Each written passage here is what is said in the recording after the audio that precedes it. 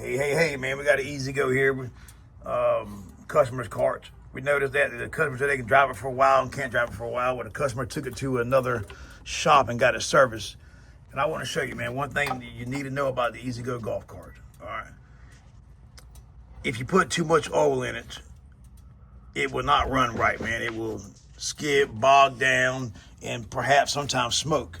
Because what it does, if you get going too fast, because it's turned all the way up, and then you have too much oil in it, it keeps sloshing it around. Before you know it, it's throwing it out. It's blowing it out the valve cover, and it's mixing with the gas, and before you know it, it's running like crap. If you look at this here, and this is what's crazy about it, man. It's not like it's 8 inches over full. Let me show you. So make sure it's precise when you do the oil change. You look at it, you can see where the low mark is, and you can see where it's at now. It's about probably a 3/8 of an inch higher. All right. And what that does, because the way these things are, they're adjusted because everybody wants speed. They want to go fast. All right. When you do that, you're sloshing it around, then it throws it up in the intake, into the intake hose, mixes with the gas.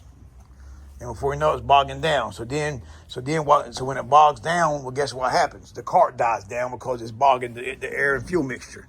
So then once it bogs down, the engine RPMs go down. So guess what happens when the engine RPMs go down? The oil sloshing stops. So therefore, it starts running good again. Now, if you look at the spark plug here, you can see the spark plug. It's firing, right? Look at it. You can tell because the tip of it is white all the way down. What you can see is black smut around it.